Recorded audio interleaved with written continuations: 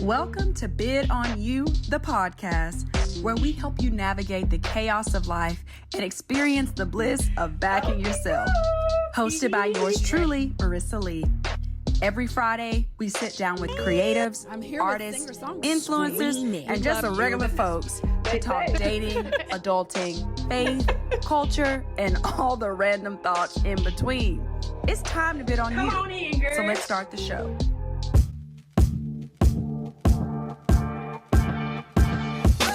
Welcome back to Bid on You. Today we're joined by, I'm calling you our resident expert, so please do not. Okay, well, somebody we know, Kristy, to talk all things boundaries, and this one was highly requested, so we're just figuring out what they are. All right. And the B word, the big B word, and how we set them without panicking, ideally. Right. So stick around, and we're gonna start the show. But before we do that, housekeeping as always. Remember to like, rate the show, follow it, download it, so you don't miss an episode.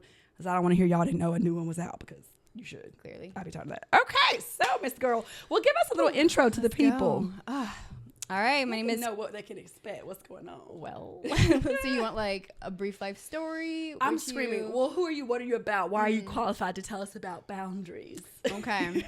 Well, I am a human who is also learning how to do boundaries. Period. Well. That's my qualification. We are all out here trying our best. Day after day, situation after situation, Literally. person after person, because it's all different. And we I'm all twitching. I know, right? Literally. It's like, oh, I did this in one situation and then it doesn't work on the same day in the same situation with a whole different person. Like, I got to make adjustments and adaptions. Like, I got to stay on my toes. Let me try to stay centered this episode, because I just already it's like it's already triggering. Yeah, you turned off the AC. Sweating. You should probably turn it back on. Oh, help! Like, literally, I'm actually sweating because of stress. But no, I'm going to try to stay centered, because I feel like boundaries are something that are very important, B, something I've been working on the past several years.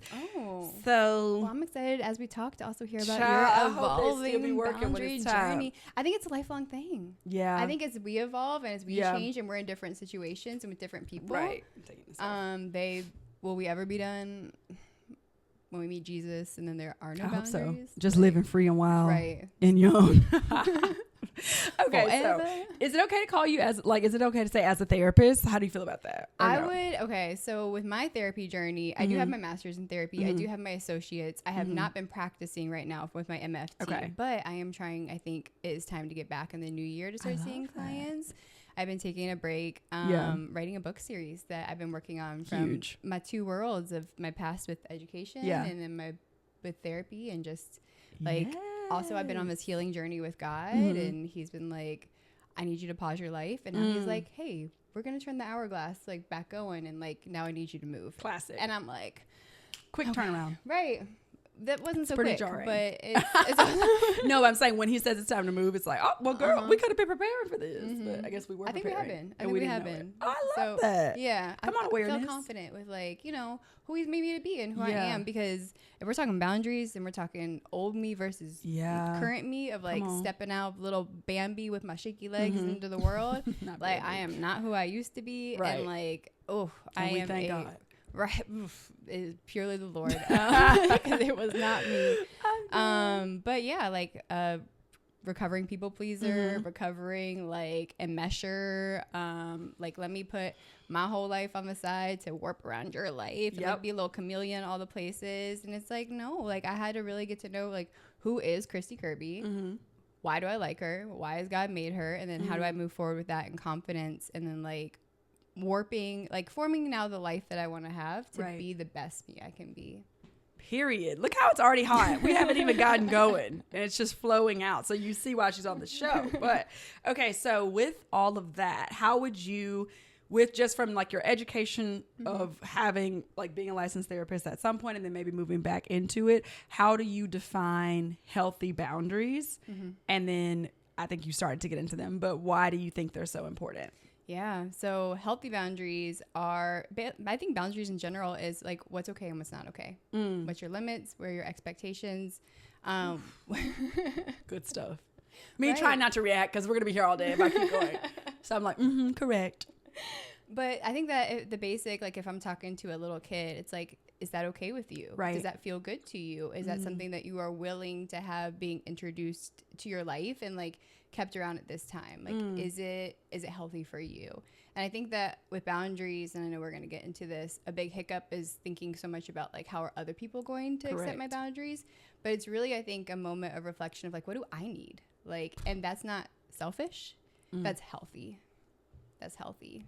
And that's the part, because hold that in your spirit, because we will circle back. Because when I said like trying to set boundaries, that's my biggest struggle, is feeling selfish about it, especially from people that, as believers, a lot of our faith is based on like giving and like, but also we say this really quickly of like, love your neighbor as you love yourself, but we run that as you love yourself through real quick. Right. And we focus on loving thy neighbor. Exactly. And it's like, well, how could I love you well if I can't do that for myself? He literally says it because that's foundational. As you love yourself, there goes your love for others. Right. And if we're talking about, you know, the model of our lives as a believer, who we're modeling after is Christ, what did he do? He set boundaries. He stayed going into the wilderness. I would have been like, now look, we have come out here. I don't even know how to count.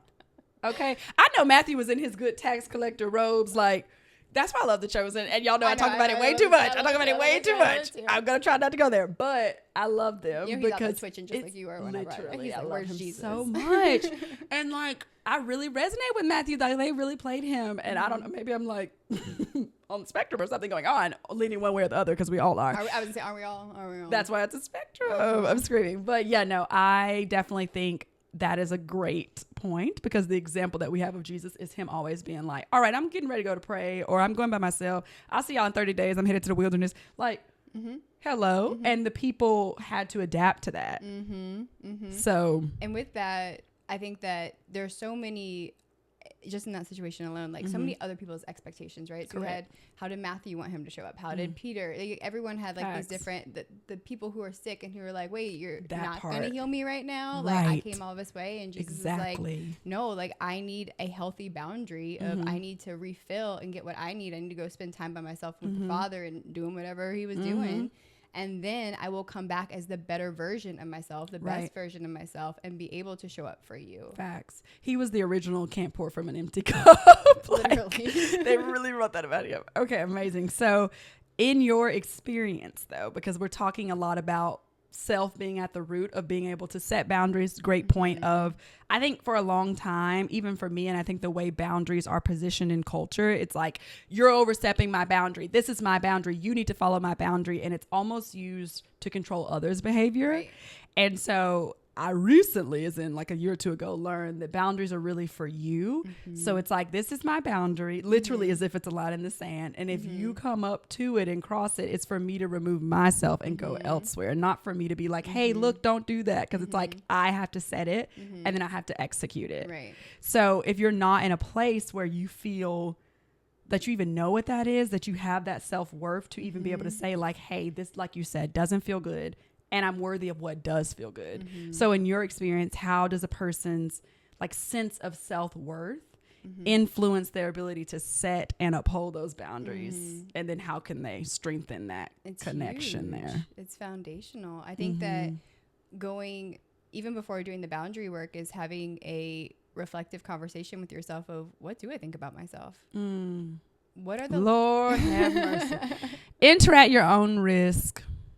That's we're going in deep, y'all. We're going in deep. Literally. I'm like, everybody sit down wherever you are. Listen closely. I feel like someone said something to me a little while ago, and they said something about, it's a prayer house that I hang out with in Pasadena, and they're like, oh, like, this isn't for the shallow. I said, God didn't make me shallow. Like, I go deep. So, like, I wish I kind of knew how to be. Because I'm like, hey, I'm Marissa, what's your social security? Basically, because I just don't know how to, like, surface. But it works. I think it's balance, you know? You can't always don't be scare in the people. Deep. Like, you gotta go up for air and stuff. But I think that is, it's a deep look at yourself of, okay, if I am having trouble setting this boundary, am I believing I'm not worth the boundary? Am I not enough without someone here? So like, what are those, and I'll even call them lies. What are those core lies, those core beliefs that maybe have been put into you since you were a child? Right. knowingly, unknowingly, but like at some point there is an agreement that you've made. Oof. And by following through with that agreement and that lie, you're setting a certain standard for how you're living your life. Wow. And if it's not in alignment with, you know, things that are healthy for you until you figure out what that is, like you can skim off the symptoms like all day, but at some point you're gonna have to go in there and treat the actual root cause. And it's not a Band-Aid. Oh my goodness. So there's so much there. I could be there for an hour, but to try to like slide it out. So core beliefs, core lies. I just watched Inside Out 2 the other day. Finally, such a good movie. Everybody's like, watch it. And as a girly who, my anxiety, I think everyone has anxiety, first of all. So I think that was really fun how they brought that in for Riley. As almost like, as human, we're supposed to have some level of anxiety for safety purposes. Okay, say more about that, because wait a minute, because I'm about to be like, I'm supposed to have it. Run down the street. I said to a certain level. Yeah. So like if you are okay, well, like back in the day, like, you know, hunter gatherers, right, like lions coming at you, all that stuff, you should be on some kind of alertness. I think the same thing with like it's a safety precaution of like, but our anxiety can start managing us. Like we're not supposed to have, like she's like doing the circles. Like I keep asking myself lately, and this is like what me and God have been working on, is like, what am I chewing on? Like what am I, even someone said to me about gum, like when you're unconsciously chewing gum, you have it in your mouth and you're just like, wow. So like, I think unhelpful anxiety is like that. If I'm just chewing on something over and over and it's not producing anything that's healthy, and in fact it's helping me go in circles or go down, or support unhelpful storylines that I already have in my head about myself or others or the world, like that's not helpful. But I think that there is some, like if we, you know, there has to be some level of fight awareness. or flight and safety in that. And I think it's interesting because I thought in the movie that they would bring in more of like fear and anxiety working together, and they hint at it when fear's like, I like this person, but I can get down with her. yeah, but fear doesn't. I mean, obviously fear is trying to make it through the sarcasms and whatnot. You got to watch the movie, apparently. Not a free shout out, but but I think it really made me feel better in the sense, because a lot of people were like, I hate this little friggin' thing, the little orange hair, and some people were like, oh, it makes me upset. But it really made me feel better, because I think what you see, and they really bring it out at the end when it's like, okay, we can sit in the chair and calm down, is it's like you see where joy is like, I want to protect Riley, and you see where anxiety is like, I want to protect Riley. And either way, the root desire is the same, but it's manifesting very differently. And it makes me like sad and happy simultaneously. That's why all the emotions exist. Does it make you feel seen? It does. Yeah. Because but it makes the way my brain works as a creative individual and imaginative and traditionally overthinker, it can be so great because it allows me to produce really cool things and think about stuff and have these wonders and limitless. However, when that's unchecked and it's an anxiety place, it can go just as far to the negative end. And so I think it's just for me being able to say, hey, I know you're anxious. I know we're overthinking because you're trying to protect me. I know you're worst case scenarioing. I know you're catastrophizing, because we done seen some tragedy of late that is fair to really be hyper alert. For sure. However, we're going to maybe like look at it for a moment and then allow some other emotions to come in. And I think the part that really made me start crying was when Joy was a little bit defeated, and Joy goes, maybe as you get older, you just don't need joy as much. You just have less joy. I was like, because like that's so, I just think in and of itself, her going into puberty and like just her getting older as a character is what life does. You start out and it's much more simple, and then over time you take these things on. Yeah, for sure. And I think that as a balance of that, as I sip on my bit on you, I'm screaming, come on somebody. Because I think about when you're saying that scene, like anxiety is sitting there with her, like I don't know if you like noticed like the tea they gave her. It's like anxiety. Oh, and, I'm dead. Like, come on, details. Oh yeah, like I'm always I love that. I love a Easter egg. I need to rewatch it for sure. But I think that's what it is she's like sipping on it, and she's like, okay, like there's balance here. Like I need to do, like I'm feeling, because I think that with all of this that we're going to talk about, of like the anxiety of putting up boundaries with someone, the fear, the potential of like shame, guilt, like all these things that can rise, all these unpleasant emotions, acknowledging that because I'm alive and because I'm human, they're going to be here. What can I do to manage them and to work on emotional regulation so that when I'm in these situations, what do I need to do for myself so that it doesn't completely take over? Yeah. And it doesn't, make it unlivable. I really want to pause right there and come on, Holy Spirit, lead it how you want it to go. Because I think a big thing, and you'll see this on TikTok and you'll see this everywhere, of like, even when we go into like attachment styles, which is a whole different episode, but people will always say, work on emotional regulation, regulate your emotions. And it kind of just ends there. And there's never, in my experience, it's very difficult to find practical, what does that mean? So if you were to tell someone right now who's like, there's that buzz phrase again, but I don't know how to do that. I know it looks different for different people at different times, but what are some things you would suggest on how to emotionally regulate? I think first off, you have to pause and be like, what am I feeling right now? How are you going to regulate emotions if you can't like pinpoint what they are? Yeah, right? That's number one. And fair enough. As someone who numbed for like so long in my life, and who's like, I'm just like really over the last, I would say like year and a half, I was in a very big depression last year. In my healing journey, like I was not expecting having to go through and like process all of the like trauma and like guilt and shame and just like things that I've been holding on to, like grief that I'd shoved down for years, and like not knowing what to do with that at first. And then as I was feeling those things, I was thinking there was something wrong with me. Like that was my go-to phrase all the time. Like, what's wrong with me? There's something wrong with me. There's something wrong with me. And it was like, I will not say that anymore because it's like, that's a lie. There's nothing wrong with me. I'm figuring it out. Like I have this emotion that I've never experienced of how to like truly process before. And it's a learning experience. And like today, how I do it, maybe I just need to cry. And then another day, like, maybe I need to journal. And maybe I need to acknowledge it of like, oh, like I'm feeling this today. And yet I want to do something that brings me joy. Wow. And so I think that it's also being aware of like not only the emotion that you're feeling, but what do you need in that moment? Yeah. And like allowing you just to kind of ride out that roller coaster of whatever it is. Right. I was not a crier. I have over the last year become a crier. You like, I caught up on the years that I missed. My eyes, it's a wonder there in my head. No, like, truly. I was like, now it doesn't take much. There's no more tears. Right. But it's actually really cool. Like with the crying thing, I feel like I used to be a super ugly crier. Like when I would cry, it would be like splotchy and red. And like now, like I could be sobbing like in the middle of a church. And then like the Holy Spirit moves. Yeah. And like, I'm like, okay. And I walk out and no one would know. And so it's like, there's something that's like, it's an unblocking. Yeah. Something is being freed. Like as you let your emotions come up and they're not scary. They're not like they were given to us. For a reason. For a reason. God has emotions. He has all of them, you know? And so like, I think with a lot of this stuff, it's been me on this journey of like following my peace. Like what is bringing me peace? And that goes back to boundaries and all this stuff is like, I've been learning like, ooh, I think I need a boundary because like something's happening to my peace. Right. Right.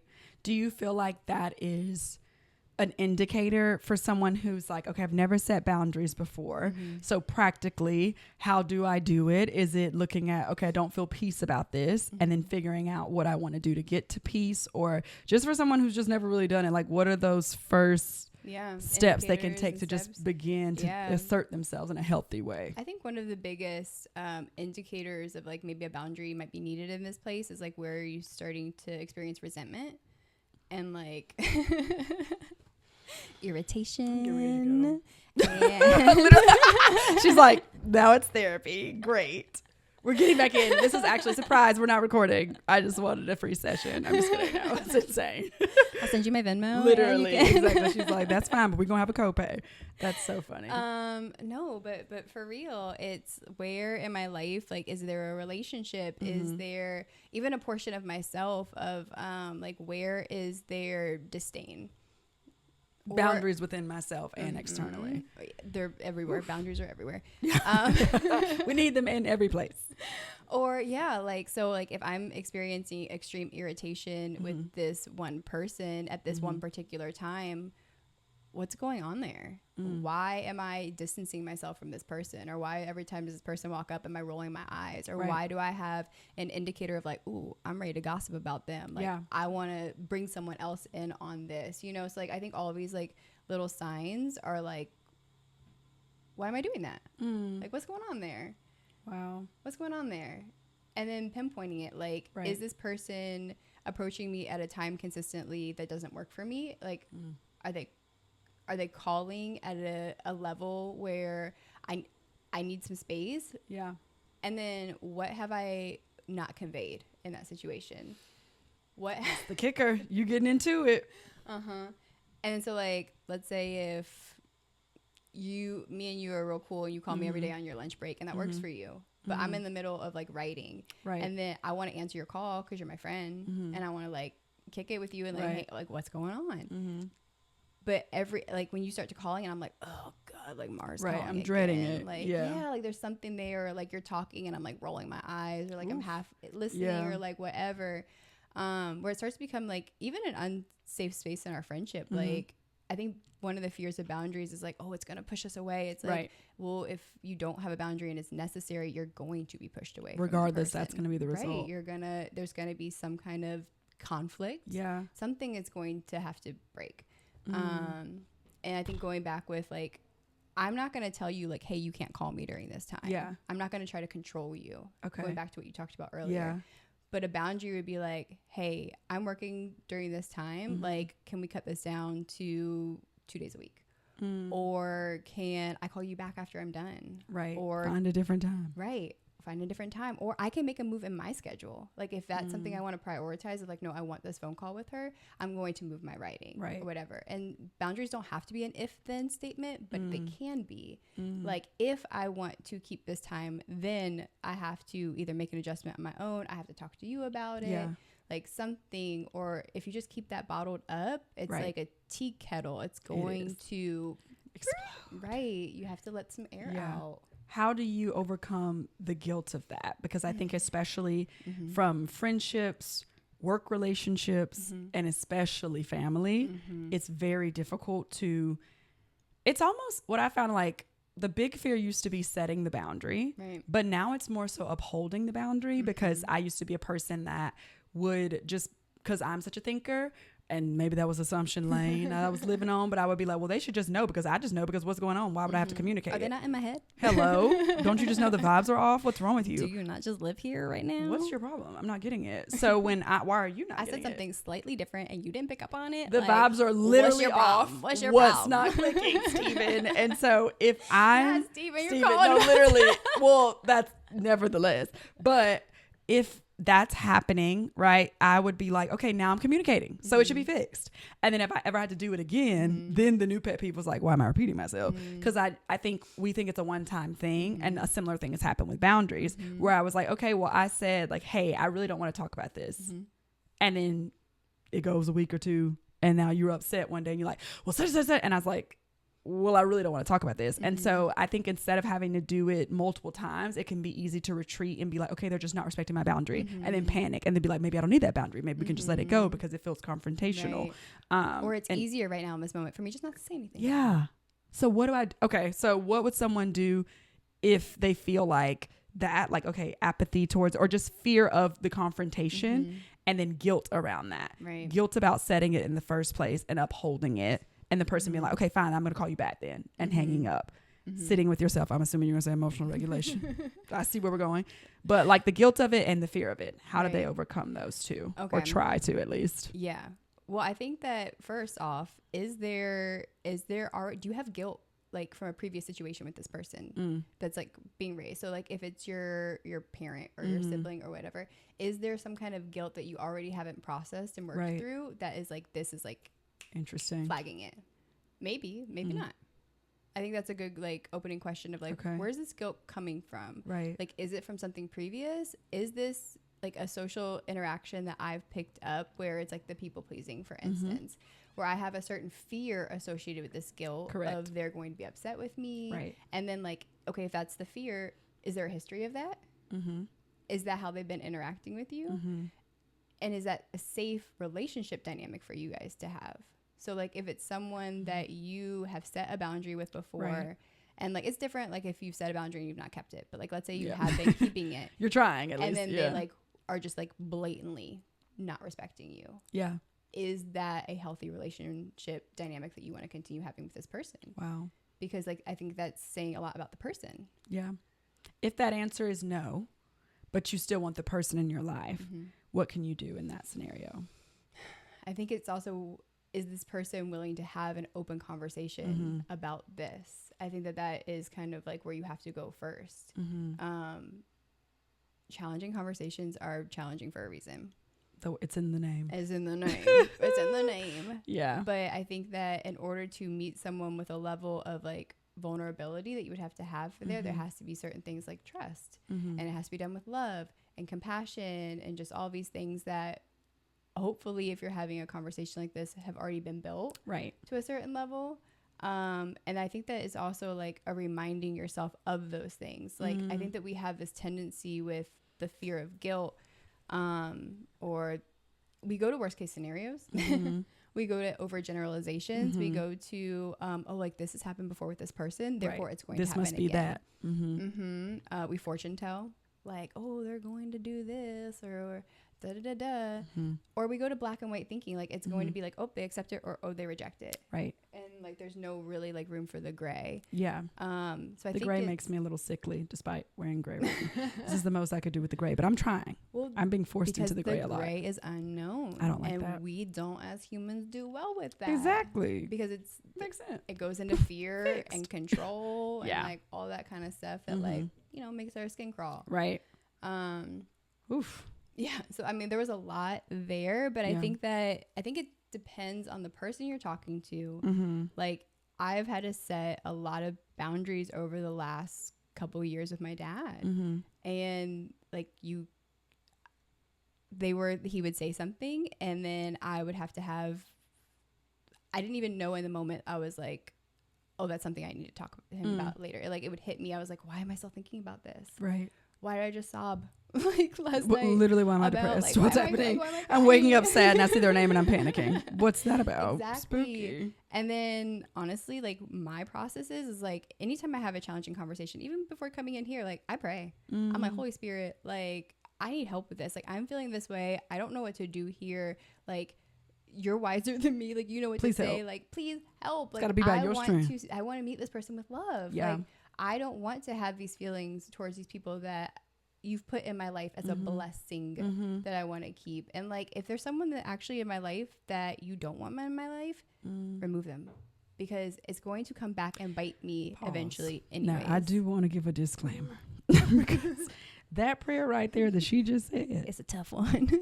But B, please know it is on an Amazon Prime wish list. And by that, I mean, God, you could say, God, please give me this, please get that. It's going to take some time. When you say, if this isn't it, remove it, it's gone next business day. It sure is. Next business day. It sure is. So I just want to be clear now because I don't want y'all calling me. Right.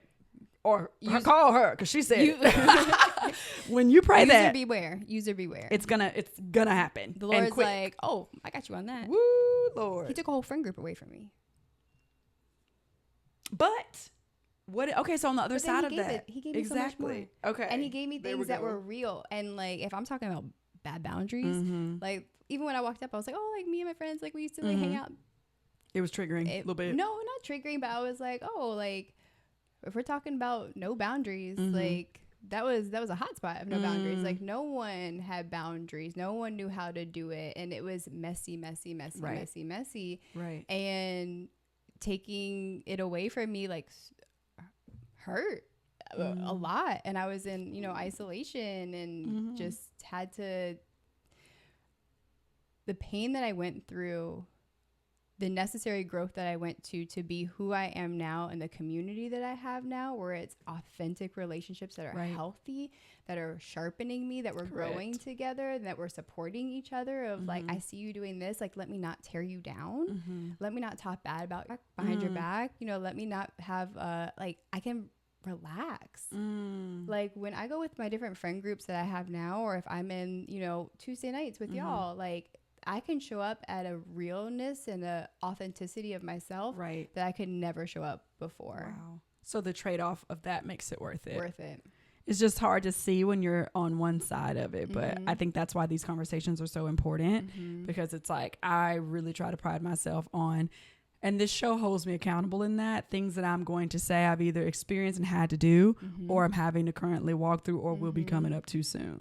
Because I feel like it's very easy to say, you should just do X, Y, and Z, and then not live that out. Right. So if we're telling y'all, we have struggled through it. Yes. I fear. Yeah. But with the struggling through it, how, and we're going to wind down before we do their questions, just could someone navigate? Because I feel like we made it sound really scary, and it is. Like, I don't want to act like it's not. It's challenging, but challenging. worth it. It's worth it. Is where we're getting. I think anything that is worth it in life, you will meet with a challenge. Anything. I'm getting ready to go. How can people, because I don't have time for this. I'm sorry. I'm going to watch it back. How can people navigate that, the negativity of like, just the feeling of the challenge and the uncomfortableness we kind of talked about, but when that friction is between you and someone else. So like, you told your boss, hey, like, or honestly, some things I do non-verbally, and I feel like they communicate the boundary. Yeah. If you are emailing me on the weekend, I'm going to respond on Monday. Right. Exactly. That communicates the boundary. Not all boundaries have to be verbal. Right. Everything doesn't have to be, let me tell you something. If you email me, I'm like, girl, or relax. over-explaining. Sometimes you could just say, I'm an over-explainer for sure. Oh, I'm recovering. I'm working on it. I'm like, let me tell you, like, no. And also, like, this is why, and this, and it's that's like, why it's not necessary. And if you have a relationship with someone where they do ask, a follow-up, and you feel like that's an okay boundary for you to divulge, like, then do it. But like, you don't have to spill your guts to every single person, which is something that like I did used to do. Same. And as recovering perfectionists, people pleasers, etc., it's very difficult, because at the root of people pleasing is just wanting to love and be loved. And there's a fear that if I don't please you in the way that you would like, I won't receive that love. Absolutely. I think that's also, though, what message are you what story are you indirectly telling yourself? You're saying, I'm not enough just being me, therefore my actions have to, make up for it. Exactly. And that those are also former versions. Like, that is the journey that I am still on. And it's like in real time being like, oh, like, what story is going on here in my head? And like, also, like, for us being believers, does that line up with what God said about me? Right. Rarely. I fear. And even fearing is not, literally. And even going back to the guilt and the condemnation, like that's something that like I've been telling myself, because I will hold guilt that's not mine all the time. Meaning? Something will happen that I will have no hand in. And I'm like, oh my gosh, like I have some kind of play in this, or like I'm so happy to try to take responsibility for other people's feelings. Yeah. And therefore, I wasn't the person that hurt you, but now I'm gonna let you walk all over my boundaries because I feel sad that you were hurt, and now I'm hurting too. Yeah, and it's confusing. Like, I think a lot of it is also to what we're saying. Like, you have to reflect on not only like our culture. As women, we're raised, told, conditioned, nurture others, be there for others, put others first. But like, and so like culturally, all the things with that. But then also, like, what did your household growing up, like, what was put into place? So mine was super confusing. My dad he's getting better. He's softening. I love my dad, but he's softening. He has very rigid boundaries. He would be the one at dinner. It's like you're sitting too close and he'll elbow you, and he's like, oh wow, I need some space. And it's like, oh God, and like, I'm a touchy person. I'd be like, for the longest time, that's I'd be so like, ironic. I'm like, where'd you get that from? My mom. Who has, how they get together? Opposites attract. Okay, got it. Who has porous boundaries. My mom is in a mesher. And so I think for so much of my life, it's been that pendulum swing of like, I start maybe with a boundary and then I let it go, and then I realize after a while, because it's going down the drain, and resentment's building, of like, oh, I need a boundary, and then it's so harsh, it's too harsh, it's like interesting. And then so like the goal in setting boundaries is to find the healthy middle, right? And to have something that is I think clear, direct, and then also something that you can easily and consistently obtain. Because I was just listening to something the other day, and it was talking about that like rat experiment, you know, like with conditioning and stuff. And they said something and I was like, that makes so much sense. But like, didn't even think about this. Right. When you have a boundary and then you, after a while, like you let it go. Like, let's say if a kid, you know, kid's like, Mom, can I have this? She's like, no, can I have this? No. It's like, fine. Eventually she breaks. The kid, same thing with the rats. And their head was like, oh, if I wear them down, I push hard enough, correct, it's going to break. Wow. And so I think that it's a kindness for yourself and for others of like knowing what to expect when you set a boundary that's healthy to keep it. Even if that ruffles some it might rustle some feathers. But if it's a necessary boundary that in the long term is going to benefit you guys, and then boundaries change and evolve over time. That's good to know. Yeah. And then the boundary that I might set with you over something might be something completely different that I set with another person over the same thing. Right. Because that person might, you know, take more liberty if like it's a looser boundary than like maybe you would. So I think it depends on circumstances, situations, people. Work ones are going to be different than home ones, than stranger ones, you know. They should all be different.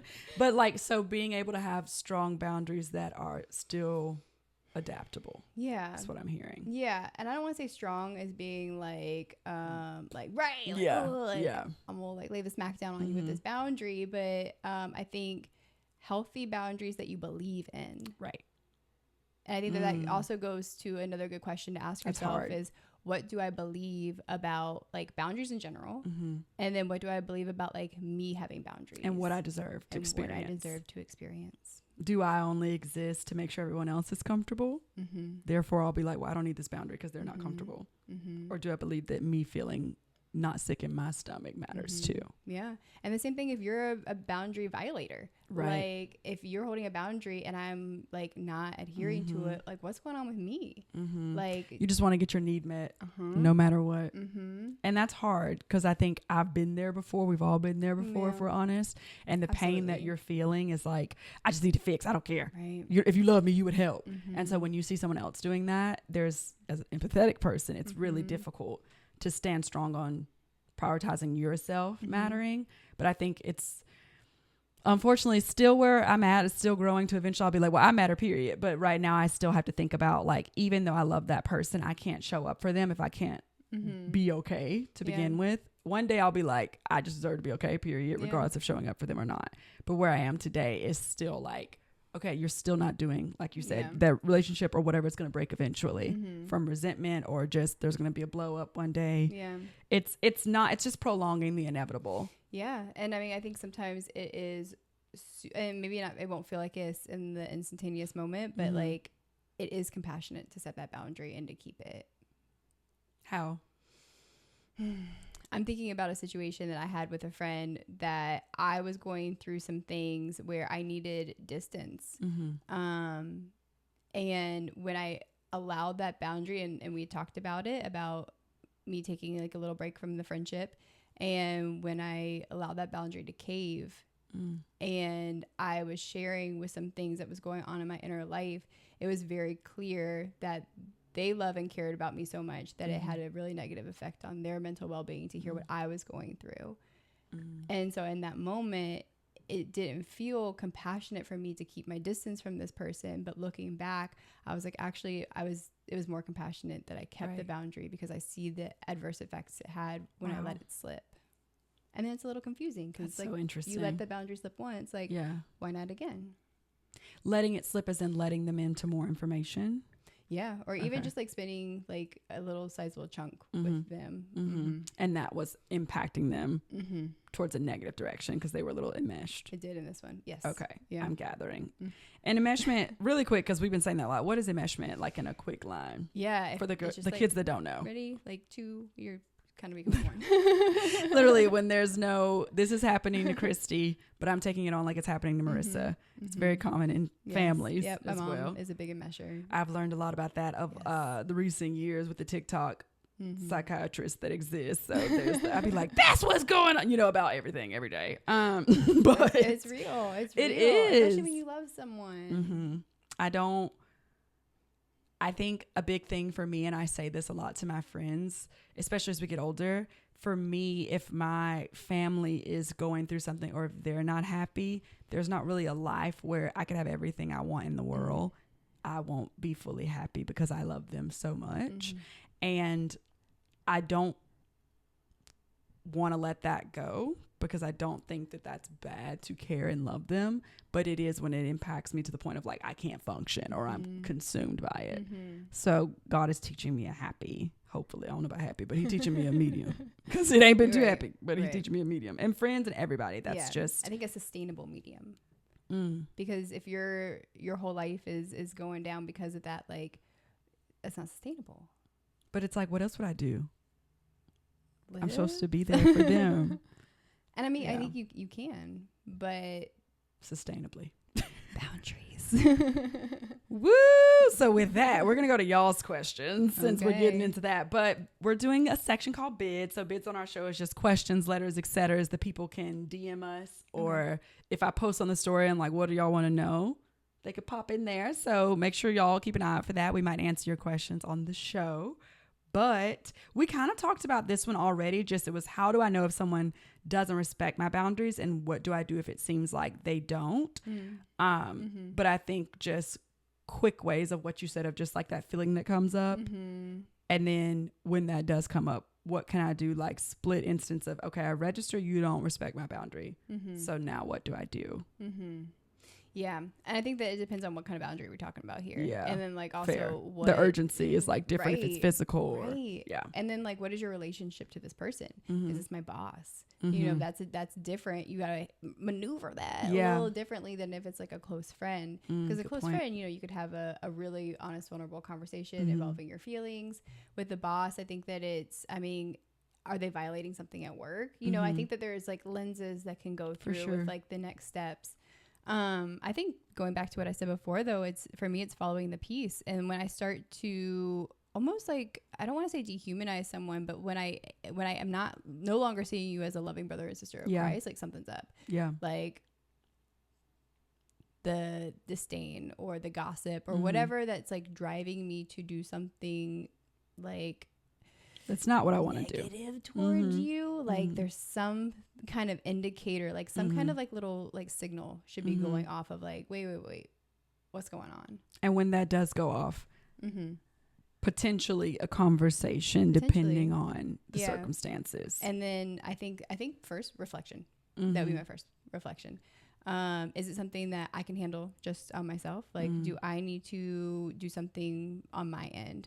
Restructure in some way. Without, like you talked before about the emails. Do I need to have a verbal conversation? Is there something that I can just do non-verbally to like set this boundary, and then, you know, they'll see it. I'm not showing up at this portion of time. Like, I'm a lingerer. I'm a lingerer. If I start having things to do, like let's say after church and I'm not hanging around, whatever, then that's just a natural boundary. Like I leave, I remove myself from the situation. If we are having an argument, and let's say a boundary for me is like, you do not call me names. You call me a name, I'd be like, okay, bye. I will, for now. I am going to be taking myself away. Like communicate it clearly. Like for me, because you can't just walk away because they're gonna be like, what should happen? Fair. Like, you shouldn't. So you're like, you're right. Me. Say the boundary. Like, hey, for me, I will not tolerate being called names. Even if you have to remind them. Because that's where I'd be mad. I'm like, now you know better. But how many times you've been told things multiple times? Like we fair. Grace. Right. Like, you know, and it's like a kid. Like you're going to, because we're all just children. We're all just children. Truly. You need to be told things multiple times for it to sink in. And then like that also needs to be followed up with action. Right. The word has to match that action. Because if the action doesn't match it and I say, hey, that's a boundary, and then I continue to let you do whatever, then it's like, is it? Yeah. Because that person's getting what they wanted to happen. There's no, unfortunately, like causation and like reaction. You're not teaching that every action has a reaction. You're just like, okay, keep doing that action. I hate that you do that, but like, well, I can't tell, girl, because I'm still doing it. And then on to that, you're not being authentic to yourself because your words and your actions are not aligning. And I'm glad you said that, because the last question, and this is big because it brings us back full circle to what we started with like the self.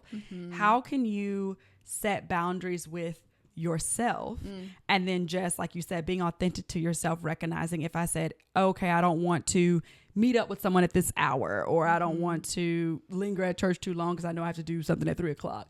And I guess it's, as I'm saying this, giving yourself grace, because that won't always work. That's my problem. I'd be like, well, you should have knew because you set a boundary in advance. Because I'm really big on, like, my parents taught us this growing up of like peer pressure. And it's like, if you make the decision before you go to the party, it shouldn't be so hard at the party because you've already made the decision. But obviously, as I've gotten older, the party be throwing you off sometimes. You know what I mean? The party of life. So how can I set boundaries with myself? Whether that's like, hey, I'm not going to speak to myself that way. But then also, how do I navigate if a boundary that I set with someone was too porous that day, or than I would have preferred, or I didn't stick to a promise to myself? So how do I set them, and how do I give myself the grace if they don't always stick? Yeah. I think reflection is always a great part, like a first step of like, where in my life, and give yourself some like credit. First of all, where am I already setting boundaries? Like, where are they already at?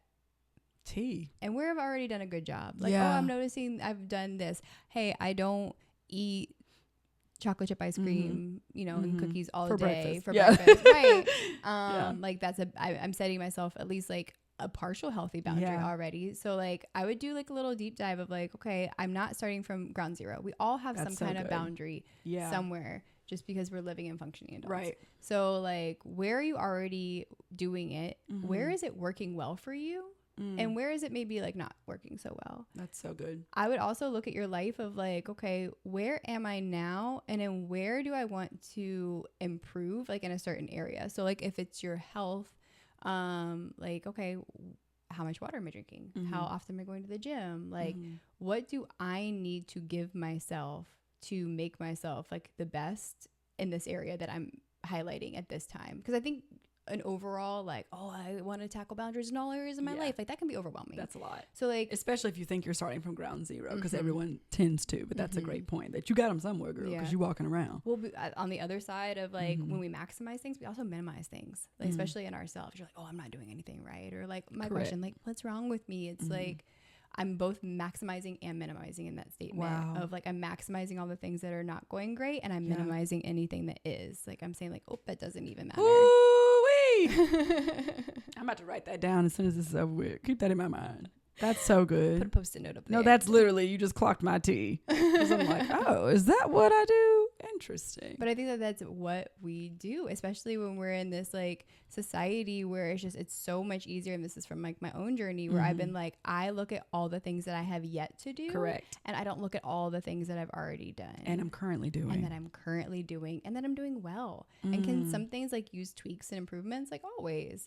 As I grow, the things that I am doing are also going to improve, like in skill levels. But I do think that if we're, you know, wanting a particular area of our life to be improved, like that should be maybe like your first focus of like almost like prioritizing things. Like if you sat down and you made like a list of like, I don't know, like health, friendships, work-life balance. Right. Work-life balance, self-care, family relationships. And then you looked at like, okay, well, what's already there? Either what's there that like I've knowingly established, what is there already from maybe like my conditioning, my upbringing, my society, what's working, what's not. What do I want to change? What do I want to like put more emphasis on? Or like, no, that's actually working much more better. That's much more better, well, whatever. Both. Than I thought, right? All of it. And then so like, okay, I actually think that at this portion of my life, and like, okay, so this is just where I'm at. It's really on me to focus on a couple of things going forward. I want to focus on like my health. Like I used to be like I'm at a healthy place, but I used to be like very consistent with my gym workouts and I used to feel very strong in my body and I don't feel that anymore. And I'm noticing it, and that's something that I'm desiring. Like I want that back. So like that is something that I'm going to set a sustainable boundary with myself going forward, where I don't need to be in the gym like I had before. I dated a bodybuilder for a little bit, and like that was really intense. I'm screaming, girl. The way I would have said, "I'm getting ready to eat this piece of fried chicken," so And we were in the gym, you know, like 7 days a week, like 4 hours a Lord time, have mercy. and like ate like nothing, and it, like that We're was like, am I too a bodybuilder? I Not was ate like, nothing. I was like, I'll do Eggs it. and turkey. I was like, I'll do it with you. It was No, like girl. white meat. That like she sweet needed a boundary in potatoes. that moment. I did. Like when I tell you how far I have come, and I think that that's God is another good. thing is that like, yes, he is. All the time. Yes, he is. Woo. It's a reflection of like, wow, I've come really far past that. Like, That's good. That's Celebrate that moment instead of always looking at the next thing you have to yourself. do. Yeah, and like as you grow, and like it's the grace we talked about before, because we're not gonna do it all perfectly. Boo. But I think that it keeps going back to like what we believe. So I think all of this is stemming, because you asked about like talking to ourselves. All of this is stemming from like, what do I really believe? Like, what are the storylines I tell myself? What are the things I've accepted about myself that are lies and truths? Like, what have other people put on me that I've happily accepted as part of my identity? Facts. Do I not believe I'm ever going to change? Like, something that God has been putting on me so hard over the last couple of weeks is like, it's all about our beliefs. It's all about our beliefs. Help. All about our beliefs. So, to set boundaries with yourself, we're going to reflect, figure out a little bit more about what we believe, and also keep telling yourself, I deserve healthy boundaries. and make that a belief. And make that a belief. And then everything else can stem from that. But if it's also like, so if we're going back to people pushing against your boundaries, right? If you don't have a good why, if you don't have that like core belief foundation Correct. of like, no, I deserve. Then it's like, this oh, no, maybe boundary. not. Right. Then it slides. Or you're like, oh, maybe they're right. Or like whatever anger or irritation that they're feeling, because people don't like change. People like to know what to expect. If you've been doing the same thing with someone for That's the majority of That's your so life, important. and then you change it, they're going to be like, What? This was working Like, for for you. me. Yeah, exactly. So changing that belief before we go, how could I start doing that today? How could someone start working on that today? Figuring out first, what do I already believe? What do I want to Good believe? and bad. Yep, good and bad. And like, I think all of this boils down to like the realness of and authenticity of the conversations you need to start having with yourself. Because like, how are you going to have these real conversations with other people if you like, can't do it with yourself? Exactly. And like, I think that there's something, I don't know, weird about that. But at the end of the day, like, this is where I'm trying to be with my journey. I want to be my own best friend. Hello? Like, If I can't be a number friend one to me, who can be a cheerleader, friend to me? Right. That You episode know comes what? out tomorrow, how to treat yourself like a friend. Because it's like, girl, what? Plugging in. No, I know, literally. Y'all, it'll be out by the time y'all see this. So go Did back not after this know. episode, hit the next Yes, one and watch it. revisit. You'll be there. I love that. So we always close out on a little question that we like to ask, but it's, how are you going to bid on you in this next season of life? Bidding on boundaries. That's what this should be called. Bidding on boundaries. I'm I screaming. love alliteration. Yeah, no, I live for alliteration. I mean, obviously my name, Kristy Clearly. Kirby. KK. But I think that how am I going to bid on me is that I am bidding on me. So like, I will say the last thing about like my journey as of late, with God is I just got off a 12-day water fast. I've never fasted that long. Lord have mercy. I've never done that. Yeah. And like, I was actually talking to Terrence about this on Sunday, and he was like, what were you like, for what? And I was like, Classic. and I was like, honestly, I was like, for freedom. And he was like, say more. And I was like, I've been so trapped. Like, even though God has like fully moved me into like my new self, so much of like my mindsets and my belief systems are with the old. And That's so good. I was like, I'm tired of being double-minded. I'm tired of having this double encampment of like, oh, I know this about God, or like, I know I hear him, but like, do I really? Like these questionings. And it's like Wavering with the wind, tossed about at I sea. don't no longer. Like, I want to fully move with confidence and belief in the woman that he has designed me to be before the creation of the earth. That I am here for a time such as this for a reason, and that we have an intimate relationship, and that's like, if I can bid on that, he takes care of the rest. Y'all, this might be the last episode because I'm getting ready to move to the woods and just really lock in, because I got to chew on this. I might be on a water fast because I'm going to have to chew on what you said for some time now. And truly. I mean, it's been on my heart. And it wasn't even like, God, like I'm doing this for something. It's like, God, I have you here and I know that you live here and I'm just trying to make the connection because I just want more of you. And like all of this life is so, I'm important enough for you, baby, and all this stuff. But like, how do I put myself even just more to the side and like live for you and like love you and like what do you want from my life and how do we have a relationship that you've intended me to have? So I was not planning on talking about the water fast. Like I guess the Holy Spirit just like brought that up. But, that I think that I don't know. I think that's the bid on myself is like I bid on me and God. I bid. Who lives within me. Right. And it's not like me and God. I bid on God who has chosen me and who is working in me. And my bid is on him. And like we holding hands. He can't lose. Like, right.